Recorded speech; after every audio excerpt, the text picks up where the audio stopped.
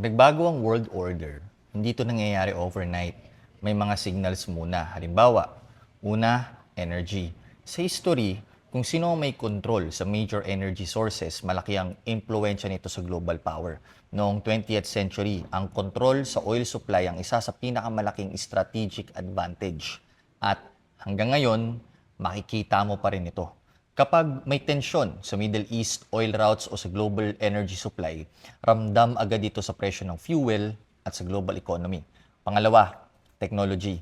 Sa history, kung sino ang nangunguna sa technology, madalas siya rin ang nagiging dominant power.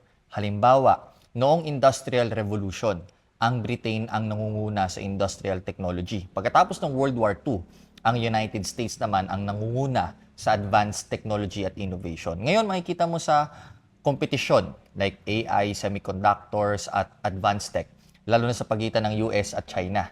Pangatlo, currency at finance. Pagkatapos ng World War II, ang US dollar ang naging dominant currency sa global trade. Pero ngayon, may mga bansa na nag-e-explore ng mga alternative payment systems, pati digital currencies at crypto. Hindi ibig sabihin mawawala agad yung current system ngayon pero nagpapakita ito na may experiments na nangyayari sa financial system. At kapag nagbabago ang world order, madalas sumusunod din ang financial system.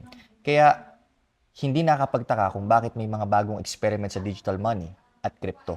At pang-apat, alliances. Sa history, ang pagbabago ng alliances madalas nagdi-lead sa bagong balance of power. Halimbawa, pagkatapos ng World War II, nabuo ang alliances tulad ng NATO. Ngayon, makikita mo rin ang pagbabago ng alliances sa iba't ibang regions ng mundo. Sa history, ang malalaking shifts sa mundo, hindi ito bigla-biglang nangyayari. May mga signals muna. Nagbabago rin ang financial system. At yun ang pag-uusapan natin sa next video.